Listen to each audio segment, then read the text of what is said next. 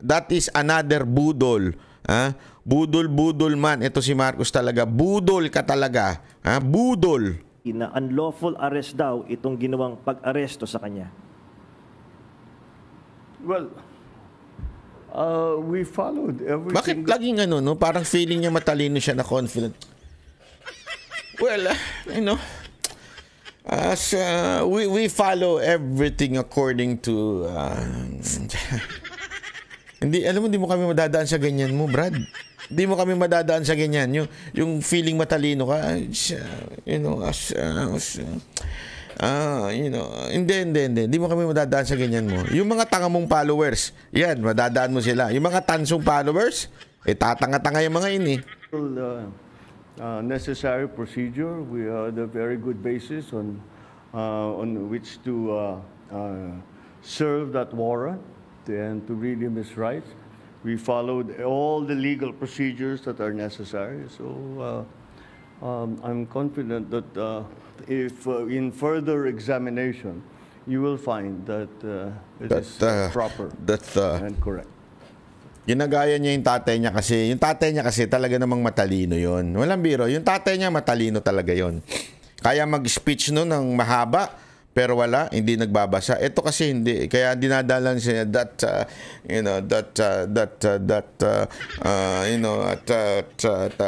wala namang nag-sense yung sinasabi niya. Di ba? Sir, third question from the MPC. Mr. President, may violation ba ito sa ating soberanya, itong pagkaka-aresto kay dating Pangulong Duterte? No. Bakit naman? Dahil consistent naman tayo. Hindi tayo tumutulong sa investigasyon ng ICC. Meron tayong contact sa kanila, natural. Pero no, not on an official level. We didn't help them in any way. The arrest that we did today was in compliance with our commitments to Interpol. Yan. Paulit-ulit siya dyan. Compliance with the Interpol. Kaya we did not made any illegal move. Parang gano'n, no? Order. Wala. So, yan ang lagi niyang paulit-ulit na sinasabi. Yung sa Interpol. Ngayon, pinakita na natin yung sa Interpol. Ayan. Di ba? Hindi pwedeng pilitin ng Interpol. Tayo po ay pwedeng humindi. Nagkataon. Kaya nga dito mo masasabi mo na ang desisyon nasa Pangulong Marcos. Nasa iyo, Mr. Marcos, ang desisyon whether ibibigay mo ba si Pangulong Duterte sa Interpol o hindi. Nasa iyo. Ang sabi mo noon, hindi. Ngayon, iba ang ginagawa mo. Budol ka talaga. Yan ang katotohanan. Ilang beses mo sinabi at lahat ng mga bataan mo, sinabi na wala nang jurisdiction ng ICC sa atin at hindi mo papayagan yan. Pero ano nangyari ngayon? Mas mabilis pa sa alas 4, sabi nga ng mga matatanda nating di ba? Mas mabilis pa sa alas 4 yung ginalaw mo. Bakit kanyo? Hindi nyo dinaan sa tamang proseso. Dito tayo. Ito ang dahilan kung bakit pwede na ma-impeach ito si Marcos dahil hindi na niya sinusunod ang tamang proseso. Bakit kanyo? Ito po yung Article 59. Ito ay nanggaling mismo sa ICC ho ito. Ito yung kanilang parang pinaka nila yan, batas.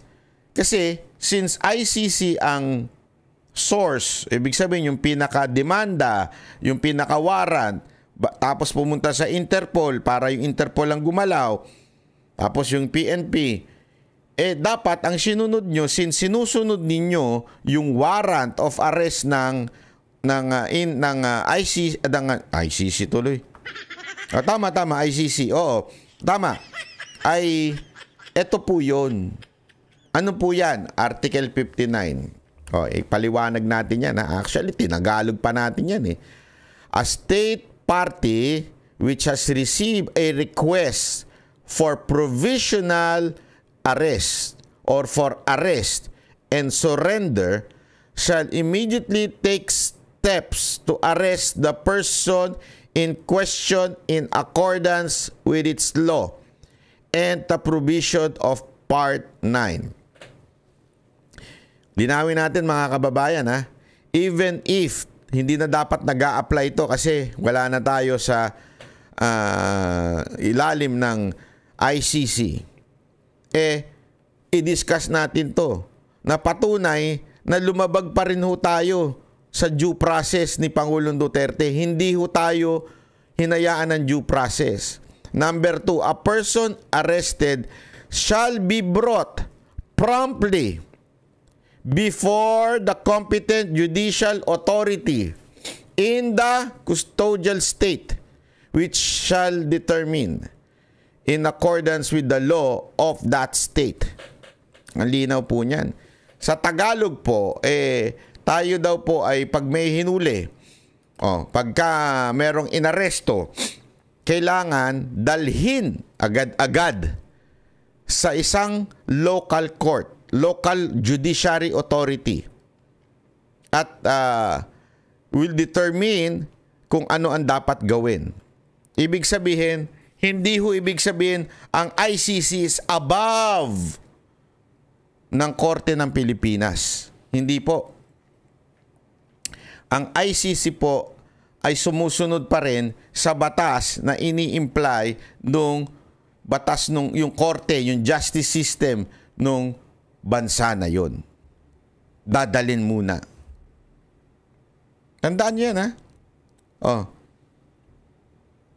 Sabi nga dito, letter B ng number 2. The person has been arrested in accordance with the proper process. And C, the person's rights have been respected.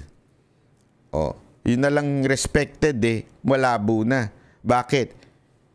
Ilan lang ang kasama niya doon? Wala nga yung abogado niya, isa lang. Tapos isa lang yung nurse. Alam naman po natin na may sakit na, mantaki mo 80 na yung mama. Diba?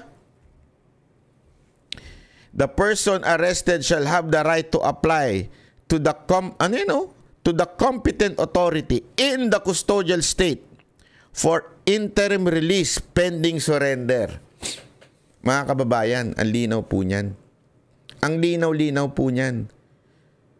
Na ano ibig sabihin niyan? Yung taong na-aresto ay maaari pang mag-apply ng interim release pending surrender. Apply doon sa korte. Pwede siya magsabi, sandali, mandali lang, wait lang, automatic ko dasay. Sabi niya, ito yung sagot namin. Ito yung sa nangyayari ngayon, ito yung aming sagot. Alisin merong due process. Huwag na natin palalimin mga kababayan. Merong due process. Kailangan bigyan mo ng pagkakataon yung inaakusahan sumagot sa korte. Yun ang tama Tandaan ninyo, hindi pa ho kriminal, hindi ho kriminal si Pangulong Duterte, hindi dinedeclare na convicted. Kaya meron ho siyang due process pa na pwedeng gamitin dapat, pero wala nang naganap na due process. Alam nyo kung ano nangyari dyan? Same thing na nangyari kay BP Sara Duterte. Diba dapat si BP Sara Duterte sasagot pa muna doon sa Committee on Justice ng Kamara para doon sa impeachment niya? Hindi na siya pinasagot. Diniretso na. Di ba paulit-ulit nga natin sinasabi? Kahit nga yung sa atin, yung dito sa ating bansa, pag ikaw may nagreklamo sa'yo, may nagdemanda sa'yo, yung piskal, hindi naman agad-agad ita-transmit unless bayaran yung piskal. Unless tarantado yung piskal. Di ba? Hindi nyo dapat i-transmit kaagad. Kailangan niya orderan yung inakusahan. May demanda sa'yo.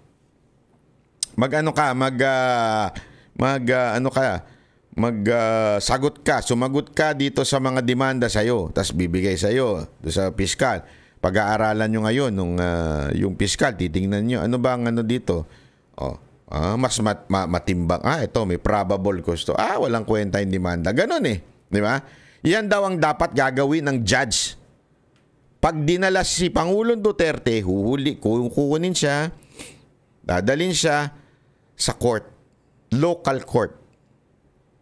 Tapos sasabihin nung court, mag-a-apply ng si Pangulong Duterte, o ito, habang nag-aantay, sabi dito, ay maaari pa siyang pakawalan. Habang inaantay ang desisyon ng korte na yon, yung appeal ng korte, dun sa korte.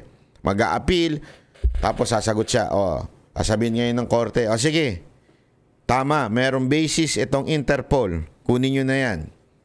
Korte po yun. Kailan pa naging korte si Torre?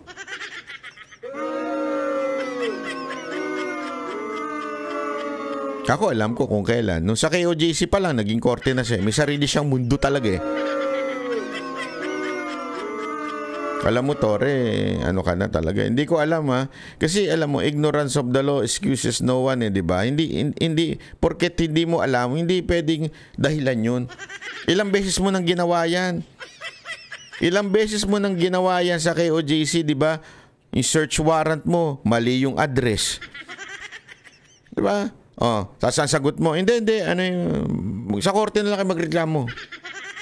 Winasak nyo na yung lugar, tsaka ka nagano. Tapos tandaan niyo nag-issue yung Supreme Court doon na respetuhin, galangin yung KOJC. Oo. 'Di ba? Tumigil kayo saglit. Ano ginawa niyo? Tinuloy-tuloy niyo pa rin. Talaga hong meron ho kayong meron ho talaga kayong ugaling hindi sumusunod sa korte. Kaya nga ikaw ang ginagamit ng administrasyon na to Bakit? Alam nila na hindi ka masunurin sa korte. Alam nila na utu-utu ka. Alam nila na pag sinabi sa'yo susundin mo kahit illegal na. Mantakin mo ito Ito yung pinagmamalaki nila na warrant galing sa ICC. Ayan na mismo, galing na po mismo sa sariling batas ng ICC na dapat dinala muna si Pangulong Duterte. Ano ibig sabihin nun? Simple lang ibig sabihin nun. Hindi nyo binigyan ng due process si Pangulong Duterte. Itinakbo nyo kagad. Itinakas nyo. Anong dahilan? Kaya nga mga kababayan, dahil po dyan, sa totoo lang pwedeng i-impeach si Marcos sa ginawa niyang to. Binigay niya ang kababayan niya sa kamay ng puti, sa kamay ng banyaga, nang hindi pinadadaan sa tamang proseso. Pantakin mo Ito na lang, simple-simple, di ba? Pag ikaw na-demanda dito, may due process. Di ba? Di ba? Pag dinimanda ka dito, mantakin mo ito, demanda galing sa ibang bansa, hindi mo man lang pinadaan sa due process, niratrat mo kagad. Praning na praning ka ba sa mga Duterte? Inggit na inggit ka. Dahil walang pumapansin sa'yo pag nag-iikot ka. Hindi, yun ang totoo Wala kasing pumapansin sa'yo. Kaya ayan, ano mo, para mawala na lang at hindi manalo, pinalipad mo, pinaalis mo dito. Kaya nga alam mo, ngayon daw, sumunod si VP Sara Duterte doon sa Netherlands, sa The Hague, di ba? Sumunod siya doon. Naku po, patay tayo dyan. Huwag naman sana. Huwag naman po sana na baka pigilan na makabalik dito si VP Sara Duterte. Kasi ako, kahit tinanggal nyo si Pangulong Duterte, meron pang VP Sara Duterte na maaring sumama sa rally. Pag yan sumama sa rally, naku po, patay kayo mga kababayan. Patay kayo mga kababayan. Lalo ninyong pinainit ang ulo ng bawat Pilipino. Ngayon, may mga pulis nagre-resign dahil sa ginawang katarantaduhan ninyo. Di ba? Ang message ko kaya nga paulit-ulit ko mini-message ito sa pinopost to. Asan na yung mga bayani? Kailan kayo titigil sumunod sa illegal na order ng gobyernong ito? Kasi mga kababayan, hindi pwede yung dahilan nyo. Ako, naiirita na ako dun sa sumusunod lang po ako sa taas. Anong tangina? Sino ba yung taas na yan? Yan ba yung mataas ang tama? Lagi na lang ganyan eh. Sumusunod lang ako sa taas. Kulang eh. Sumusunod lang ako sa mataas ang tama. Dapat ganun. Kasi yung palusot na yung sumusunod ako, hindi yan na sinumpaan ninyo. Saan nyo nakuha yan? Di ba ang sinumpaan ninyo is ipapatupad ninyo ang batas? Ipapatupad ninyo ang konstitusyon? You have to execute the law. Hindi pa pwedeng para lang tayong sunod-sunuran na inutusan ka lang ni ganito, gagawin mo na without the law. Sabi ko nga sa inyo, tapos na usapan kung may warrant talaga kayo eh. Nagaling sa korte ng Pilipinas, tapos na usapan. Wala na dapat pag-usapan. May warrant eh. Pero wala eh.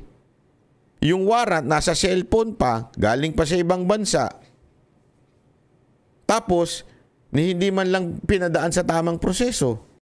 Kami ang boses ng masa, hindi natatakot. Katotohanan lang, di kami nalulunod. Walang bahid ng sismis, lahat ay totoo.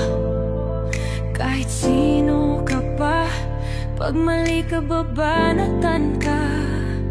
Walang pinipili kulay, wala kaming kinikilingan.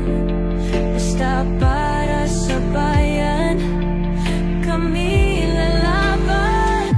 Pagdama palakpakan, pag mali banatan. Di matitinag, di matatakot, para sa bayan tuloy ang sigaw. Sa harap ng kamera, walang halong takot. Mga baluktot, lahat kayo'y tutumba. Ang hustisya at totoo, yun lang ang mahalaga. Kahit sinong harang, di kami matitinag.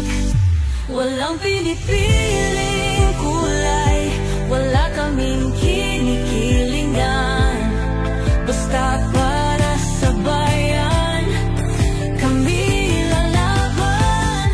Pag tama palakpakan, pag mali banatan. Di matitinag, di matatakot, para sa bayan tuloy ang sigaw.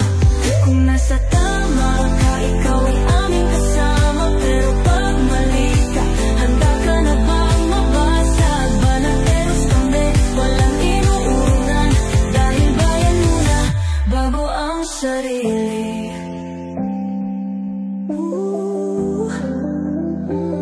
Bago ang sarili.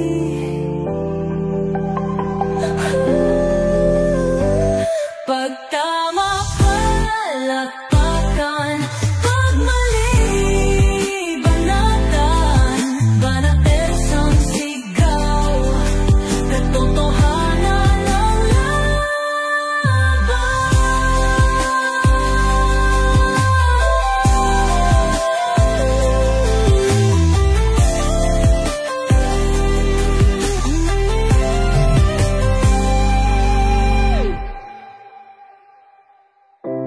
Sa harap